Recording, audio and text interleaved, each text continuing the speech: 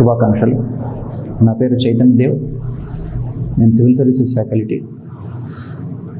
ఈ క్లాసు ఉద్దేశం ఏంటంటే ఏపీపీఎస్సి గ్రూప్ 1 పేపర్ 3 ప్రిపేర్ అవ్వడం ఎలా అనే విషయం గురించి మనం ఇక్కడ మాట్లాడుకుంటాం. APPSC Andhra Pradesh public service commission group 1 paper 3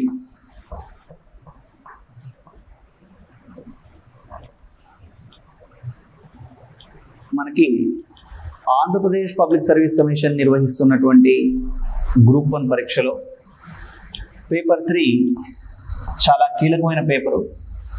అదేవిధంగా అనేక రకాలైనటువంటి డిఫరెంట్ కాంబినేషన్స్ ఉన్నటువంటి సబ్జెక్ట్స్ ఉన్నటువంటి పేపరు. కాబట్టి ఈ పేపర్ ఎలా ప్రిపేర్ అవ్వాలి అనే విషయాన్ని అభ్యర్థులు అవగతం చేసుకున్నట్లయితే ఈ పేపర్లో మంచి మార్కులు పొందవచ్చు. ఈ పేపర్ 3ని మనం గమనిస్తే దీంట్లో మనకి పార్ట్ 1, పార్ట్ 2, పార్ట్ 3 3 భాగాలుగా మనకి ఈ పేపర్లో సిలబస్ ఇవ్వడం జరిగింది. పార్ట్ 1లో మనం గమనించినట్లయితే ఇండియన్ పాలిటీ అండ్ కాన్స్టిట్యూషన్, అంటే పాలిటీ అండ్ కాన్స్టిట్యూషన్ అన్నారు. మనం దీన్నే భారత రాజ్యాంగం, రాజకీయ వ్యవస్థ అంటాం. Polity and constitution.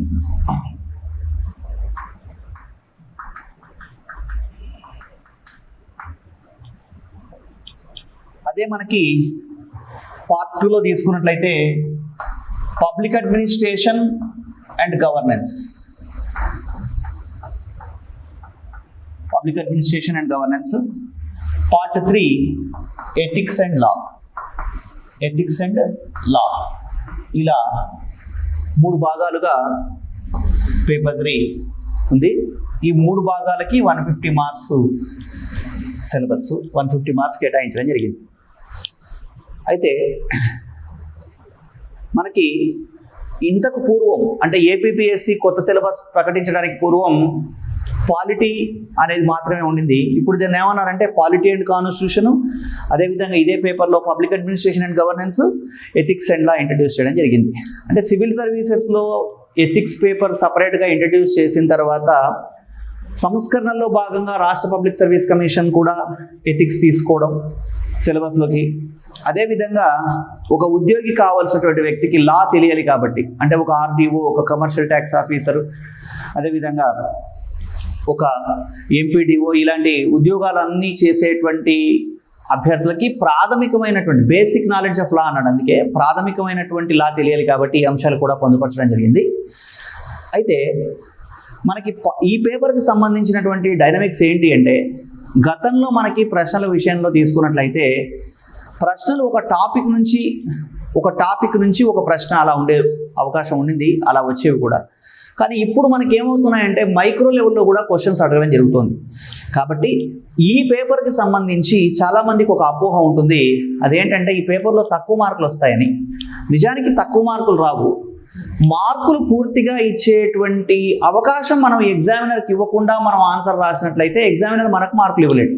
ఇది అర్థం చేసుకోవాల్సిన విషయం. అంటే ఎందుకంటే ఇక్కడ మిగతా పేపర్ల విషయంలో మనం గమనించినట్లయితే ప్రశ్న నేరుగా ఉంటుంది. పలానా అంశం గురించి తెలియజేయండి అని ప్రశ్న ఉంటుంది. అంటే ఉదాహరణకి మనం తీసుకున్నట్లయితే శాతవాహనుల కాలం నాటి సామాజిక, సాంస్కృతిక, ఆర్థిక పరిస్థితుల గురించి తెలియజేయండి అన్నారు అనుకోండి. అదొక నేరుగా ఒక ప్రశ్న. అభ్యర్థి దగ్గర సమాచారం ఉన్నట్లయితే అక్కడ ఆన్సర్ రాయొచ్చు. అంటే అక్కడ కూడా ప్రశ్నలు భిన్నంగా అడగవచ్చు, అడగకూడదని కాదు. కానీ మనం ఏపీపీఎస్సి ప్రశ్నల సరళిని గమనించినట్లయితే ఎక్కువగా ఈ పేపర్లో డైనమిజం బాగా కనబడుతోందని నేను చెప్పడం నా ఉద్దేశం. అంటే ఇక్కడ ఎలా అడగవచ్చు అంటే, మనం గమనించినట్లయితే ఇక్కడ ఈ పేపర్ తీసుకున్నట్లయితే భారతదేశం నేటి పరిస్థితుల్లో సామ్యవాద రాజ్యంగా కొనసాగుతోందని మీరు భావిస్తున్నారా అన్నప్పుడు అభ్యర్థి తను ఏం భావిస్తున్నాడో చెప్పాలా, వ్యక్తిగా తను ఏం చెప్పాలా అంటే ఇక్కడ గమనించండి, వ్యక్తిగా తనేంటో చెప్పకూడదు, ఒక ఉద్యోగిగా తనేంటో చెప్పాల్సి ఉంటుంది అక్కడ. కాబట్టి అతని దగ్గర సమాచారం ఉండాలి. అలా ప్రతి అంశానికి సంబంధించి ఈ పేపర్లో చాలామంది గమనించాల్సిన విషయం ఏంటంటే, ఆబ్జెక్టివ్ మాడ్యూల్స్ ఎగ్జామినేషన్లో పాలిటీని ఒక అసెట్గా, ఒక బలంగా భావించేసి ఇక్కడ ఎక్కువ మార్కులు వస్తాయి అనుకున్నప్పుడు, ఇదే పేపర్ డిస్క్రిప్టివ్లోకి వెళ్ళినప్పుడు ఎందుకు తక్కువ మార్కులు వస్తున్నాయి అనేది అభ్యర్థులు ఆలోచించాలి. ఇక్కడ గమనించండి, అభ్యర్థులు ఎప్పుడైనా సరే ఒక కోచింగ్ సిస్టంలో, అది మీరు ఆఫ్లైన్లో కానివ్వండి, ఆన్లైన్లో కానివ్వండి, కోచింగ్ తీసుకున్నట్లయితే కేవలం కొన్ని ప్రశ్నలు, ఆ ప్రశ్నలకు సమాధానాలు అన్న పరిధిలో కనుక అభ్యర్థి ప్రిపేర్ అయినట్లయితే కాంప్రిహెన్సివ్ నాలెడ్జ్ అనేటువంటిది రాదు. అదేవిధంగా కాన్సెప్ట్ క్లారిటీ ఉండదు. మొత్తం విషయం మీద, అంటే ఆ ఏరియా మీద మొత్తం మీద కమాండ్ రావాలి. ఒక ఏరియా మీద కమాండ్ వచ్చినప్పుడు అభ్యర్థి ఎలాంటి ప్రశ్న ఇచ్చినా ఆన్సర్ రాయగలడు. దీంట్లో కూడా మనకి ప్రశ్నలు భిన్నంగా అడుగుతాడు. చర్చించండి అంటాడు, వ్యాఖ్యానించండి అంటాడు, వివరించండి అంటాడు, క్రిటికల్ అనాలిసిస్ విమర్శనాత్మకంగా పరిశీలించండి అంటారు, ఏకీభవిస్తున్నారా అంటాడు. ఈ డిఫరెన్సెస్ అన్నీ కూడా అభ్యర్థి తెలుసుకోవాలి. మరి ఒక ఫ్యాకల్టీ కోచింగ్లో భాగంగా ఏం చేయగలడు? ఒక కంటెంట్ చెప్తారు, ఇన్ఫర్మేషన్ ఇస్తారు. అలా కాకుండా ఎలా ప్రశ్న వస్తే ఎలా రాయాలి అనేది కూడా తెలుసుకోవాలి. ఇవి మనం ముందు ముందు తెలుసుకుందాం. ఎలా ప్రశ్న వస్తే ఎలా రాయాలి అనేది కూడా చెప్పడం జరుగుతుంది. అదేవిధంగా ఇంకా ఏంటి అంటే, ఇక్కడ ప్రతి అంశానికి సంబంధించి ఒక బౌన్సర్ లాంటి ప్రశ్న పడవచ్చండి. ఇప్పుడు పబ్లిక్ అడ్మినిస్ట్రేషన్ అనే, ఇక్కడ మనకి పాలిటీ విషయంలో ఫస్ట్ తీసుకున్నాం. పాలిటీ అండ్ కాన్స్టిట్యూషన్ తీసుకున్నట్లయితే మనకి దీంట్లో మారుతున్న డైనమిక్స్కి అనుగుణంగా ప్రశ్నలు రావచ్చు. రాష్ట్రపతి ఏ సందర్భంలో వాస్తవ కార్యనిర్వహణాధికారిగా వ్యవహరిస్తాడు అనవచ్చు. శాసనశాఖ కార్యనిర్వాహక శాఖను నియంత్రించడానికి బదులుగా కార్యనిర్వాహక శాఖే శాసనశాఖ నియంత్రిస్తోంది, నేటి పరిస్థితుల్లో వ్యాఖ్యానించండి అనవచ్చు. అదేవిధంగా రాష్ట్రపతి క్షమాభిక్షపై న్యాయ సమీక్ష సుప్రీంకోర్టు ఏ సందర్భంలో చేసింది, అలా చేయడం వెనుక ఉన్న కారణాలు ఏంటి అని అడగవచ్చు. జ్యుడిషియల్ యాక్టివిజం, జ్యుడిషియల్ అడ్వెంచరిజం మీద ప్రశ్నలు అడగవచ్చు. ఇలా ప్రశ్నలు తీసుకున్నట్లయితే ఇంతకుముందులాగా ప్రాథమిక హక్కులు అనగానేమి ఇలాంటి 8వ తరగతి ప్రశ్నలు ఇక్కడ రావు. గ్రూప్ 1 ఎగ్జామినేషన్లో భారత రాజ్యాంగంలోని 3వ భాగాన్ని ప్రాథమిక హక్కులు అనడం కన్నా ప్రాథమిక హక్కులపై పరిమితులు అనడం సముచితం, వ్యాఖ్యానించండి, ఇది ప్రశ్న రావచ్చు. ఇది ఈరోజు ప్రశ్న కాదండి. నేను చెప్తున్నవన్నీ కూడా public service commission, state public service కమిషన్లో ఇప్పుడు డైనమిక్స్గా కనబడవచ్చు. మనకి యూపీఎస్సీ ఆప్షన్లో లేదా యూపీఎస్సీ పేపర్లలో 15 సంవత్సరాల క్రితం, 20 సంవత్సరాల క్రితమే ఇలాంటి ప్రశ్నను నేను చూడడం జరిగింది. కాబట్టి గమనించండి, అలాంటి ప్రశ్నలు మనకి వచ్చినప్పుడు అభ్యర్థి ఆన్సర్ రాయాలి అంటే దానికి సంబంధించినటువంటి మంచి స్టాండర్డ్ మెటీరియల్ చదవాలి. మీరు ఏ మెటీరియల్ అయినా తీసుకోండి. అంటే ఉదాహరణకి మనం తీసుకున్నట్లయితే ఇండియన్ పాలిటీకి సుభాష్ కశ్యప్ కానివ్వండి, ఫాదియా అండ్ ఫాదియా కానివ్వండి, లేకపోతే లక్ష్మీకాంత్ కానివ్వండి, డిడి బసు కానివ్వండి, లేదా గ్రాన్యులాస్ introduction to the Indian constitution కానివ్వండి, ఇంకేదైనా పుస్తకం కానివ్వండి, ఈ పుస్తకాలన్నీ చదివినంత మాత్రాన అభ్యర్థి ఆన్సర్ రాయగలడా అంటే, ఈ పుస్తకాలు చదివితే ఆన్సర్ రాయలేడని నా ఉద్దేశం కాదు. ఈ పుస్తకాలన్నీ చదివినా లేదా 1-2 పుస్తకాలు బాగా చదివి అభ్యర్థికి విశ్లేషణ శక్తి ఉండి కరెంట్ ఇష్యూస్ని లింక్ చేయగలిగినా సరే ఆన్సర్ రాయగలడు. కాకపోతే ఆ లింక్ చేసుకోవడం ఎలా అనేది తెలియాలండి. అంటే మనకి సిలబస్లో భాగంగా తీసుకున్నట్లయితే హాఫ్ ఆఫ్ ద సిలబస్, అంటే మనకి ఏ ప్రశ్న వచ్చినా సమాచారంలో సగం ప్రశ్నకి సమాధానం మనకు ఒక పుస్తకంలో దొరుకుతుందండి. మిగతా సగాన్ని మనం డెవలప్ చేయాలి. ఇంకా ఏం చేయాలి అంటే అభ్యర్థి ఒక కోచింగ్, అది మీరు ఎక్కడైనా కోచింగ్ అటెండ్ అవ్వచ్చు, ఆన్లైన్లో కానివ్వండి, ఆఫ్లైన్లో కానివ్వండి. కోచింగ్ అటెండ్ అవుతున్న నేపథ్యంలో మనకి కోచింగ్ మొత్తం పూర్తయ్యే నాటికి స్వతహాగా మనమే ఆన్సర్లు రాసేలాగా మనం డెవలప్ చేసుకోవాలి. అసలు ఎందుకంటే ఈ రాజ్యాంగం అనేటువంటిది ఈరోజు సిలబస్లో ఉండడం వల్ల అభ్యర్థులు దీన్ని మనం ఒక ప్రశ్న సమాధానం పద్ధతిలోనో ఒక కంటెంట్ లాగానో చూస్తున్నారు. కానీ అంటే వ్యక్తిగతంగా నా విషయానికి వస్తే, నేను నా స్కూల్ అయిపోయిన తర్వాత నుంచి నా ఇంటర్మీడియట్, నా డిగ్రీ, నా పీజీ, నా స్పెషలైజేషన్ అంతా కూడా ఈ సబ్జెక్ట్తోనే లింక్ అయి ఉన్న సబ్జెక్టు. అంటే అదేదో భారత రాజ్యాంగంతో మనకేదో ఒక ఆత్మీయ సంబంధం ఉందన్న భావన అప్పటి నుంచి ఉంది. 15-16 సంవత్సరాల వయసు నుంచి కూడా. అంటే ఎవరైనా ఆ పుస్తకాన్ని ఇలా మడత పెట్టినా కూడా ఏదో విలవిల్లాడిపోయేది ప్రాణం, భారత రాజ్యాంగానికి సంబంధించిన పుస్తకాన్ని. అంటే అలాంటి ఎమోషన్ ఒకటి ఉండడం వల్ల ప్రతి విషయాన్ని నేను చూస్తున్న కోణం లేదా నా పర్సనల్ ఐడియాలజీ ఏంటంటే, ఈ సబ్జెక్ట్ని మనం స్కూల్లో సివిక్స్ అని చెప్తాం. సివిక్స్ అంటే ఏంటి? పౌరశాస్త్రం. ఒక మనిషి అన్నవాడు ఎగ్జామ్ రాయడం, ఎగ్జామ్ రాయకపోవడంతో సంబంధం లేకుండా ఒక మనిషి అన్నవాడు ఎలా బతకాలో చెప్పే ఒక మాన్యువల్ లాంటిది మన కాన్స్టిట్యూషన్ అండి. కాబట్టి దీన్ని మనం చదవడం కాకుండా అర్థం చేసుకున్న తర్వాత దాంతో ఎమోషనల్గా కనుక ఆ కంటెంట్ కనుక మనం బౌండ్ చేసుకోగలిగి దాంతోపాటు మనం బ్యూరోక్రాట్ అనే విషయాన్ని మర్చిపోకూడదు. అంటే పరీక్షలు రాసేవాళ్ళు సో ఒక ఉద్యోగం కోసం ప్రయత్నం చేసేప్పుడు మీరు ఉద్యోగి అనే విషయాన్ని మర్చిపోకుండా కనుక ఆన్సర్ రాయగలిగితే అద్భుతమైనటువంటి ఆన్సర్లు రాయవచ్చు. అదేవిధంగా పబ్లిక్ అడ్మినిస్ట్రేషన్ అనేటువంటిది ఒక చాప్టర్ ఉంది. గవర్నెన్స్ అండ్ పబ్లిక్ అడ్మినిస్ట్రేషన్ ఒక భాగము. దాంట్లో భాగంగా మనకి Guptas, Mauryas, British period of administration, East India కంపెనీలో ఉన్న అడ్మినిస్ట్రేషన్ అంతా ఇవ్వడం జరిగింది. అయితే ఇక్కడ మనకి ప్రశ్న ఎలా వస్తుంది? గుప్తుల కాలంలో పాలన, మౌర్యుల కాలంలో పాలన, బ్రిటిష్ వాళ్ళ కాలంలో పాలన, ఆధునిక కాలంలో పాలన, ఈ విషయాలు తెలియజేయండి. ఇట్లాంటి ప్రశ్న ఇస్తే దీనికి కూడా చాలామంది మెటీరియల్ కొరత భావిస్తూ ఉన్నారు. మెటీరియల్ కొరత లేదండి, మెటీరియల్ని కలెక్ట్ చేసుకోవడంలో అభ్యర్థులకు ఇబ్బందులు ఉండొచ్చు. బహుశా కావాల్సిన మెటీరియల్ అంతా కూడా మార్కెట్లో అందుబాటులో ఉంది. తెలుగు మీడియంలో ఉంది, ఇంగ్లీష్ మీడియంలో కూడా అందుబాటులో ఉంది. సో మీరు కావాలంటే ఈ పబ్లిక్ అడ్మినిస్ట్రేషన్లో ఉన్నటువంటి ఏరియాకి సంబంధించి BA సెకండ్ ఇయర్ పుస్తకంలో మీకు స్పెసిఫిక్గా కొంత సమాచారం ఉంటుంది. దాన్ని మనం అప్డేట్ చేసుకోవాల్సి ఉంటుంది సందర్భాన్ని బట్టి. ఇక్కడ మౌర్యుల కాలం నాటి పాలనకి నేటి పాలనలో ఉన్నటువంటి సారూప్యతలు చెప్పండి అనొచ్చు. మొఘళ్ళ కాలానికి గుప్తుల కాలానికి ఉన్నటువంటి డిఫరెన్సెస్ చెప్పండి అని చెప్పొచ్చు. లేదా గుప్తుల కాలం నాటి పాలనతో పోల్చినప్పుడు మౌర్యుల పాలన ఎందుకు భిన్నమైనదో తెలియజేయండి అని అడగవచ్చు. లేదా బ్రిటిష్ పాలనకి మౌర్యుల పాలనకి ఉన్నటువంటి సారూప్యతలు ఏంటి అని అడగవచ్చు. ఎలాగైనా అడగవచ్చు ఎగ్జామినర్. అంతేకాని ఒకటి గుర్తుంచుకోండి, కట్ కాపీ పేస్ట్ ఇన్ఫర్మేషన్లు ఇంకా అడగరు. ఇక్కడ అభ్యర్థి యొక్క వ్యక్తిత్వాన్ని, ఉద్యోగిగా అతను ఎలా పనికొస్తాడో తెలుసుకోవడం కోసం ప్రశ్నలు ఉంటాయి. కాబట్టి అలాంటి ప్రశ్నలే రావాలని కోరుకోవాలి సీరియస్ అభ్యర్థులందరూ కూడా. ఎందుకంటే అలా వచ్చినప్పుడే మీదైన ముద్ర మీరు వేయగలరు. అంతేకాని ఒక క్లాస్ రూమ్లో చెప్పిన దాన్ని యథాతథంగా రాయడం అనేటువంటిది ఎప్పుడూ కూడా మనకి ఎక్కువ మార్కులు తెచ్చిపెట్టదు. కాకపోతే ఒక క్లాస్ అనేటువంటిది మనకు ఒక మెంటర్షిప్ మాదిరిగా ఉపయోగపడ్డట్టయితే ఎలా రాయాలి ఏంటి అని ప్రతి విషయం మీద అన్ని కోణాల్లో విశ్లేషించగలిగితే అది మనకి ఎగ్జామినేషన్ అవసరాలను తీరుస్తుంది. అదేవిధంగా ఎథిక్స్ లా అనే విభాగాన్ని తీసుకున్నట్లయితే మనకి లా అనేటువంటి దాంట్లో గమనించండి, హాఫ్ ఆఫ్ ద సిలబస్ ఏమో కాన్స్టిట్యూషన్తో రిలేట్ అయినటువంటిదే లాలో ఉన్నది. మిగతా మనం తీసుకున్నట్లయితే ట్యాక్స్ లా కావచ్చు, సైబర్ లా కావచ్చు, లేదా మనకి నిర్భయ యాక్ట్ కావచ్చు, లేదా ఇన్ఫర్మేషన్ టెక్నాలజీ IT యాక్ట్ కావచ్చు. ఇలాంటివన్నీ కూడా ఆధునిక సమాజంలో మీరు ఒక RDOనో ఒక CTOనో ఇలా మీ అంటే గ్రూప్ 1లో ఉన్నటువంటి ఉద్యోగాల స్వభావం దృష్ట్యా అభ్యర్థి తెలుసుకోదగ్గ విషయాలు. ఇవన్నీ కూడా తీవ్రంగా పరిగణించదగ్గ విషయాలు కాదు.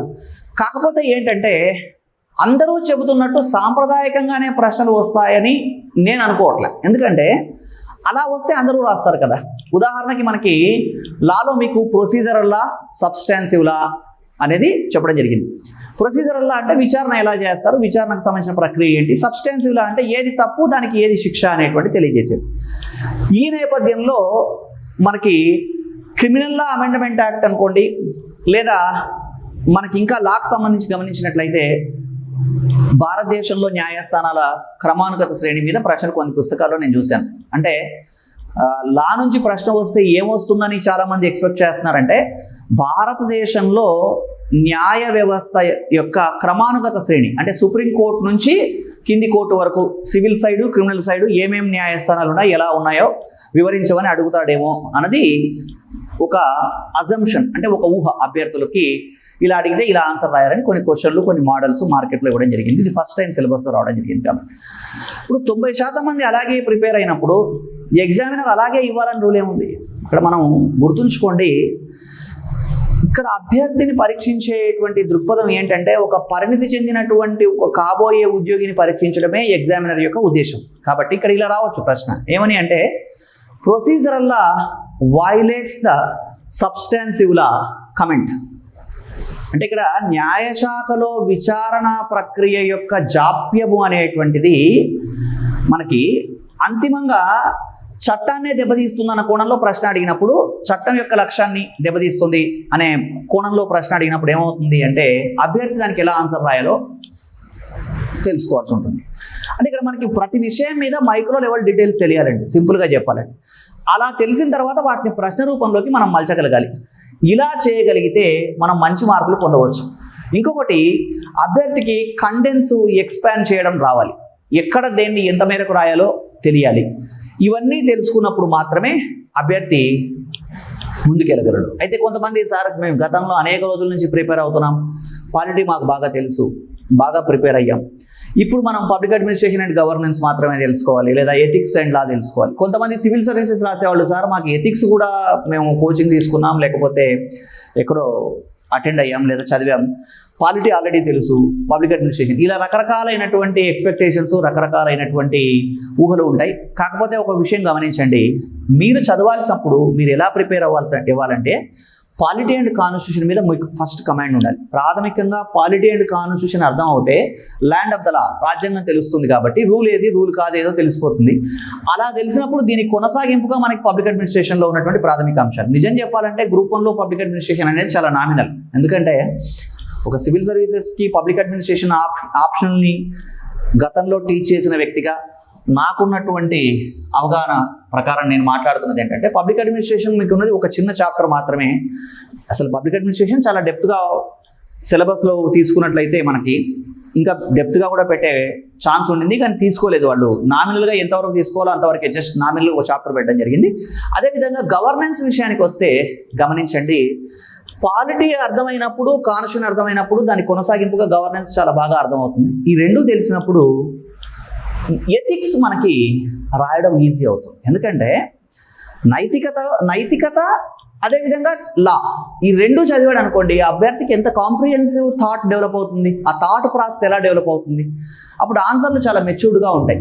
అంటే ఇప్పుడు ఫర్ ఎగ్జాంపుల్ ఒక వ్యక్తి యొక్క వ్యక్తిగత నైతికత, సామాజిక నైతికతలో భిన్నత్వం ఉండవచ్చు. అంటే ఇక్కడ మనకి దీన్నే మనకి మొరల్ ఇక్కడ మనకి ఏమని చెప్తున్నారు, నైతికత అనే దానికి సంబంధించి మనం గమనించినట్లయితే ఒక వ్యక్తిగత నైతికత అంటే ఆ వ్యక్తికి ఉండే నైతికత, సామాజిక నైతికత అంటే మొత్తం సమాజానికి ఉండే నైతికత. ఈ రెండింటిని అర్థం చేసుకున్న తర్వాత ఎథిక్స్ అండ్ మొరాలిటీ అనే ఆస్పెక్ట్లో ప్రశ్న వచ్చినప్పుడు అభ్యర్థి చాలా చక్కగా సమాధానం రాయడానికి అవకాశం ఉంటుంది. ఎప్పుడు పాలిటీ, కాన్స్టిట్యూషన్, గవర్నెన్స్ తెలిసినప్పుడు. తెలియకుండా ఇది రాయడం అనేటువంటిది మనం పర్ఫెక్ట్ ఆన్సర్ ఇచ్చినట్టు కాదు అప్పుడు. కాబట్టి గమనించండి, అంటే మనం బాహుబలి 1 చూడకుండా 2 చూస్తే అది ఎంత అద్భుతమైనటువంటి యుద్ధ సన్నివేశాలు ఉన్నా దాని పూర్వ నేపథ్యం మనకు తెలియదు కాబట్టి దాన్ని మనం సంతృప్తికరంగా పూర్తిగా ఫీల్ అవ్వడానికి అవకాశం ఉండదు. ఆ మేరకు ఆ ఎపిసోడ్ బాగానే అనిపిస్తుంది, కానీ అది కాంప్రిహెన్సివ్ అయితే కాదు. కాబట్టి చదివేటప్పుడు ఏంటంటే ఈ మొత్తాన్ని లింక్ చేసుకొని దేని తర్వాత ఏం చదవాలి అనేది ఒక ప్లాన్ తయారు చేసుకోండి. ఆ ప్లాన్ ప్రకారం వెళ్ళండి. అంటే ఇప్పుడు ఉదాహరణకి ఒక వ్యక్తి తన వ్యక్తిగత నైతికత సామాజిక నైతికతకు భిన్నంగా ఉన్నప్పుడు, అతను చట్టబద్ధమైన జీవన విధానాన్ని కలిగి ఉన్నప్పుడు అతను ఎదుర్కొనే సమస్యలు ఏంటో తెలియజేయండి అని మిమ్మల్ని అడిగాడు అనుకోండి. అంటే ఇక్కడ ఎలా అంటే ఫర్ ఎగ్జాంపుల్ ఒక ఎక్స్ అనే వ్యక్తి ఉన్నాడు. ఆ ఎక్స్ అనే వ్యక్తి తన ఐడియాలజీ ప్రకారం తను బతుకుతాడు. అతను చట్టాలని, రాజ్యాంగాన్ని గౌరవిస్తాడు, కానీ సామాజిక నైతికతను పట్టించుకోడు. అంటే ఉదాహరణకి పెద్దల్ని గౌరవించాలి, ఒక సామాజిక నియమము, సామాజిక నైతికత. ఈ వ్యక్తి ఏమనుకుంటాడంటే అసలు పెద్దలంటే ఎవరు, మనకన్నా పొడుగ్గా ఉన్నవాళ్ళ, మనకన్నా వయసులో పెద్దవాళ్ళ, లేకపోతే మనకన్నా వాడి మానసిక వయస్సు ఎంత.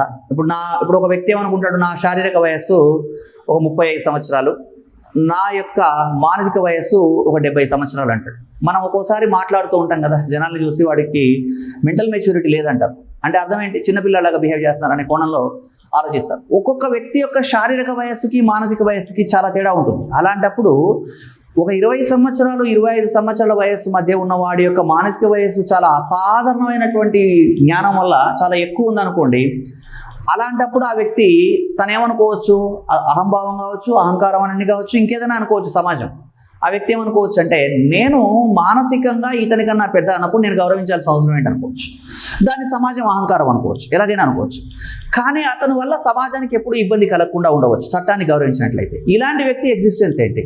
ఒకవేళ కనుక వ్యక్తిగత నైతికత సామాజిక నైతికతకు భిన్నంగా ఉన్నవాడు ఒకవేళ చట్టాన్ని గౌరవించకపోతే వాడు తీవ్రవాదిగానో ఉగ్రవాదిగానో తయారయ్యే అవకాశం ఉంది, లేదా సమాజం నుంచి ఎలిమినేట్ అయ్యే అవకాశం కూడా ఉంది. కాబట్టి ఇవన్నీ కూడా విస్తృతంగా చదవాలి. అంటే ఇప్పుడు మనకు పాలిటీకి ఒక రెఫరెన్సెస్ చదువుకోవాలి, అదేవిధంగా గవర్నెన్స్, పబ్లిక్ అడ్మినిస్ట్రేషన్ సంబంధించి కూడా చదువుకోవాలి.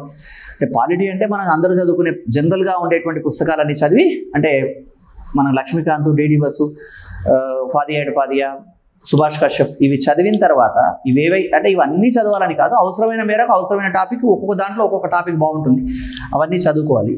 చదువుకొని కొత్తగా విషయాలు ఉన్నవి లింక్ చేసుకోవాలి. పబ్లిక్ అడ్మినిస్ట్రేషన్ కూడా మనకు లక్ష్మీకాంత్ కాంట్రిబ్యూషన్ ఉంది, అది కూడా మీరు చూసుకోవచ్చు. అది కూడా చదువుకోవాలి. గవర్నెన్స్కి సంబంధించినటువంటివి కూడా ఎక్కడికక్కడ అప్డేట్ చేసుకోవాల్సి ఉంటుంది. ఇవన్నిటి తర్వాత ఎథిక్స్ అండ్ లాకి సంబంధించి మనకి లాలో కేస్ స్టడీలకు ఎక్కువ ఇంపార్టెన్స్ ఇవ్వాలి. ఎథిక్స్కి సంబంధించి ఏంటంటే మనకి నిజం చెప్పాలంటే అది యూపీఎస్సీలో అయితే పెద్ద పేపర్, అంటే అక్కడ ఒక ఫుల్ పేపరు, ఇక్కడ ఒక చాప్టర్ మనకి 10 మార్కులు ఎక్స్పెక్ట్ చేయొచ్చు. కాబట్టి ఇక్కడ ఎథిక్స్కి సంబంధించినటువంటి ఒక భాగం ఇది.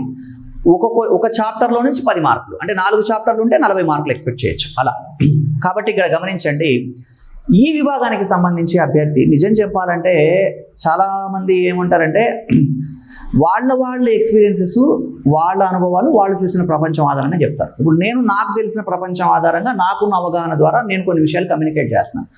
మీరు భిన్నంగా ఆలోచించినప్పుడు మీరు భిన్నమైన విధానాలు ఫాలో అవ్వచ్చు. ఇంకొకటి ఏంటంటే ఇక్కడ ఎవరు ఏం చెప్పినా, నేను చెప్పినా, మరొకళ్ళు చెప్పినా దేన్ని గుడ్డిగా నమ్మాల్సినటువంటి అవసరం లేదు. ఇక్కడ మనం గ్రూప్ 1 రాస్తున్నటువంటి అభ్యర్థులుగా మనకున్నటువంటి మెచ్యూరిటీ దృష్ట్యా ఎవరు చెప్పేది ఎంత మేరకు హేతుబద్ధం, ఎంత మేరకు సహేతుకంగా ఉంది అని ఆలోచించుకొని ఒక మంచి నిర్ణయం తీసుకోవచ్చు. ఈ నేపథ్యంలో నిజం చెప్పాలంటే మీకు లాంగ్ రన్గా బాగా టైం ఉంది అనుకుంటే నేను ఏం సజెస్ట్ చేస్తానంటే ఇండియన్ ఫిలాసఫీ, వెస్ట్రన్ ఫిలాసఫీకి సంబంధించినటువంటి పుస్తకాలు, మనకి భారతీయ దర్శనం, విశ్వదర్శనం లాంటి పుస్తకాలు ఉన్నాయి. అలాంటివి మీరు చదువుకుంటే, అంటే అవి సార్ 100 పేజీలు, 600 పేజీలు ఉంటాయి కదా సార్ ఒక్కొక్కటి. అంటే ఇక్కడ గమనించండి, ప్రిపరేషన్ అనేటువంటిది ఒక ఎగ్జామ్ కోసం మాత్రమే అని కాకుండా ఎగ్జామ్ రాయడం అనేటువంటిది ఒక అడిషనల్ బెనిఫిట్ అవ్వాలి. అంటే ఎప్పుడు కూడా గుర్తుపెట్టుకోండి, ప్రిపరేషన్ అనేటువంటిది అయ్యో ఈరోజు ఈ చాప్టర్ చదవాలా, ఇంత పెద్ద పుస్తకం చదవాలా అనే భావనతో మనం చదివినట్లయితే మనం లక్ష్యాన్ని సాధించడం కష్టం అవుతుంది. మీరు ఆ చదివేదాన్ని బాగా ఎంజాయ్ చేయండి. అంటే ఆ పుస్తకాన్ని చదివి ఓహో ఇలా చెప్పాడా, ప్లేటో ఐడియాలజీ ఇలా ఉందా, అరిస్టాటిల్ ఇలా చెప్పాడా, సోక్రటీస్ ఇలా చెప్పాడా, జిడ్డు కృష్ణమూర్తి ఇలా చెప్పాడా, మహాత్మా గాంధీ ఐడియాలజీ ఇలా ఎందుకు ఉండింది, ఇలా అర్థం చేసుకున్న తర్వాత మనకంటూ ఒక థాట్ ప్రాసెస్ స్టార్ట్ అవుతుంది. అలా లేదు సార్, మనం గ్లోబలైజేషన్లో ఉన్నాం, ప్రపంచీకరణలో ఉన్నాం, అవన్నీ మనం చదవలేము, నో డౌట్, అది ఒక ఆస్పెక్ట్. మనం దానికోసం ఏం చేయాలి, ఒక మంచి మెంటర్ అన్నా ఉండాలి, ఒక గైడ్ అన్నా ఉండాలి, ఒక కోచింగ్ అయినా తీసుకోవాలి, ఇలాంటివి ఏవైనా చేయొచ్చు. ఇక్కడ అంటే మళ్ళీ సార్ ఫైనల్గా ఇదంతా చెప్పేసి మీరు దీనికి సంబంధించి ఏదైనా ఒక ప్రోడక్ట్ అమ్మడం లాంటిది ఏదైనా చేస్తున్నారా అంటే ఇక్కడ గమనించండి, ఒక ఫ్యాకల్టీగా నేను ఒక కోర్సు స్టార్ట్ చేయడానికి ముందు ఆ కోర్సును ప్రమోట్ చేయాలి ప్రాథమికంగా. కాబట్టి ఈ పేపర్కి సంబంధించినటువంటి కోచింగ్ స్టార్ట్ చేస్తున్నాం కాబట్టి ఇవన్నీ చెప్పాను. ఇవన్నీ చెప్పడంతో పాటుగా నేను ఇంకొక విషయం కూడా మీతో చెప్తున్నాను. అదేంటంటే మీరు ఈ కోర్సు స్టార్ట్ అయిన తర్వాత ఈ కోర్సులో అడ్మిషన్ తీసుకోవచ్చు, వీటికి సంబంధించి అటెండ్ అవ్వచ్చు.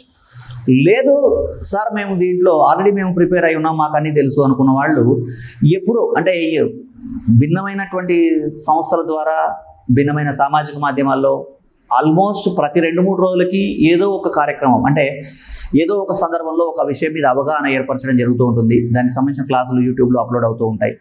అవి మీరు చూడొచ్చు, ఆ మేరకు మీరు వాల్యూ యాడ్ చేసుకుంటూ వెళ్ళొచ్చు అంతే.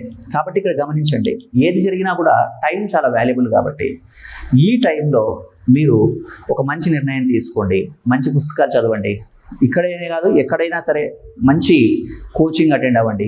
లేదు మీరు సొంతంగా ప్రిపేర్ అవుతామంటే అది కూడా మీరు చూసుకోండి, దాంట్లో ఉండేటువంటి పాజిటివ్స్ నెగిటివ్స్ చూసుకోండి. ఇవన్నీ చూసుకొని ఒక మంచి నిర్ణయం తీసుకొని మీరు గ్రూప్ 1 లాంటి ఒక ఉద్యోగంలో మంచి స్థాయిలో ఉండాలని నేను మనస్ఫూర్తిగా ఆకాంక్షిస్తున్నాను. ఎందుకు ఇవన్నీ చెప్పడం జరుగుతుందంటే ఇక్కడ గమనించాల్సిన విషయం, ఈరోజున్న పరిస్థితుల్లో ఒక వ్యక్తి ఒక ప్రభుత్వ ఉద్యోగం పొందడాన్ని చాలా సెక్యూరిటీగా భావించడం మాత్రమే కాదు, ఒక సోషల్ రెస్పాన్సిబిలిటీ, ఒక ఇండివిజువల్ సెక్యూరిటీ, ఇవన్నిటితో పాటు మీరు ఒక గ్రూప్ 1 స్థాయి ఉద్యోగి అయినప్పుడు ప్రతిరోజు ఒక కుటుంబంలో మీరు వెలుగుని, ఆనందాన్ని నింపగలరు. అంటే మీ సంతకం, ఒక్కొక్క సంతకం కూడా ఒక కుటుంబానికి చాలా మేలు చేకూర్చేదిగా ఉంటుంది. అది మనకి ఒక క్యాబిన్లో కూర్చొని పనిచేసి కంప్యూటర్ ముందు పనిచేస్తే కలిగేటువంటి ప్రయోజనం కన్నా భిన్నమైనది. అంటే అక్కడ నా ఉద్దేశం ఓ సాఫ్ట్వేర్ ఇంజనీర్ చేస్తున్న పని తక్కువ అని కాదు. అక్కడ మీరు ఒక క్యాబిన్లో పనిచేస్తూ ఏ విదేశీ కంపెనీకో మీరు సేవలు అందిస్తున్నప్పుడు ఒక తెలివైనటువంటి వ్యక్తి, సాధారణంగా కాంపిటేటివ్ ఎగ్జామినేషన్ ప్రిపేర్ అయ్యే వాళ్ళందరూ కూడా తెలివైన వాళ్ళు లేదా తెలివైన వాళ్ళు అనే దానికన్నా ఎక్కువ ఉత్సాహవంతులు ఉంటారు వాళ్ళ అకాడమిక్స్లో ఎలా ఉన్నప్పటికీ. ఇలాంటి వాళ్ళ సేవలు సమాజానికి అందాలన్నప్పుడు వాటిని మీరు నిర్మాణాత్మకంగా వెచ్చించినట్లయితే మీ సమయాన్ని కొంచెం క్యాలిక్యులేటెడ్గా ఎలా వెళ్ళాలి అనేది చూసుకొని క్యాలిక్యులేటెడ్గా మీ టైము బ్యాలెన్స్ చేసుకుంటూ వెళ్ళగలిగితే మీరు ఒక మంచి సామాజిక స్థాయికి వచ్చినప్పుడు ఏమవుతుందంటే ప్రతిరోజు ఒక కుటుంబాన్ని కొంత ఆనందపరిచినట్టు అవుతుంది. ఒక మనిషికి అల్టిమేట్ గోల్ ఆఫ్ లైఫ్, అంతిమంగా జీవిత లక్ష్యం ఎక్కడ తీసుకున్నా కూడా మనం సంతృప్తి మన ప్రాథమిక అవసరాలు తీరేంత సంతృప్తి మనం చెందిన తర్వాత సమాజానికి వాల్యూ యాడ్ చేయడం అనేటువంటి ప్రక్రియ ఉంటుంది. కాబట్టి ఒక మంచి నిర్ణయం తీసుకోండి. ఇక ఈ మన పేపర్కి సంబంధించినటువంటి కోచింగ్ ఇక్కడ జూలై 25వ తారీఖు నుంచి మీకు కోర్స్ అందుబాటులో ఉంటుంది. అప్పటి నుంచి మీకు ప్రతిరోజు కూడా క్లాస్కి సంబంధించినటువంటి ఒక వీడియో అప్లోడ్ చేయడం జరుగుతుంది. ఆ క్లాసు మీరు వినొచ్చు. అలా మొత్తం సిలబస్ కూడా చెప్పడం జరుగుతుంది. ఈ సిలబస్ కొనసాగుతున్న క్రమంలో మనకు అనేక రకాలైనటువంటి కరెంట్ ఇష్యూస్ రేజ్ అవుతూ ఉంటాయి. వాటికి సంబంధించి అక్కడే క్లాసులు చెప్పడం జరుగుతుంటుంది. కోర్సు పూర్తయిన తర్వాత కూడా, అంటే మీ డ్యూరేషన్ అది 6 months 1 year, ఆ డ్యూరేషన్ పూర్తయిన తర్వాత కూడా నేను రెగ్యులర్గా ఈ క్లాసులకు సంబంధించి ఏదైతే సమాచారాన్ని కొత్త వాళ్ళకి ఇస్తూ ఉంటానో ఆ సమాచారాన్ని కూడా మీకు ఏదో ఒక రూపంలో నోటిఫికేషన్ రూపంలో అందించి అది కూడా మీకు అందుబాటులోకి తీసుకురావడం జరుగుతుంటుంది. ఇవన్నీ దృష్టిలో ఉంచుకొని ఇక్కడ మీరు ఒక చిన్న నిర్ణయం తీసుకోండి. దాంతోపాటు ఇంకోటి ఏంటంటే ఇప్పుడున్న సమయం అనే కాదు, ఎప్పుడైనా సరే పోటీ పరీక్షలకు ప్రిపేర్ అయ్యేటువంటి అభ్యర్థులు తమ సమయాన్ని నిర్మాణాత్మకంగా ఉపయోగించుకోవడం అవసరం.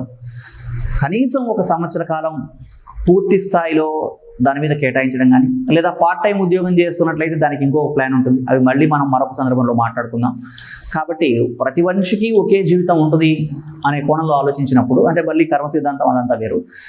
మనం ఎంత ఉన్నత స్థాయికి ఎదగలిగితే అంత ఉన్నత స్థాయికి వెళ్ళేందుకోసం ఎఫర్ట్ పూర్తి స్థాయిలో కాన్సన్ట్రేట్ చేయాలి ఒక ప్రయత్నం. అంటే ఇక్కడ మనం గమనించాల్సింది ఏమంటే, చాలామంది అంటారు, సార్ నేను చేయగలిగింది చేస్తే సరిపోదు, చేయవలసినంత చేయాలి. అలా చేసినప్పుడు మాత్రమే మనం ఒక మంచి సామాజిక స్థాయిలో ఉండడం, మన వల్ల సమాజానికి, సమాజం వల్ల మనకి పరస్పరం ప్రయోజనం చేకూరుతుంది. కాబట్టి మీరందరూ కూడా సీరియస్నెస్ ఉన్న అభ్యర్థులందరూ కూడా మంచి ప్రయత్నం చేయాలని, మంచి ఉద్యోగం పొందాలని మనస్ఫూర్తిగా కోరుకుంటున్నాను. Thank you very much.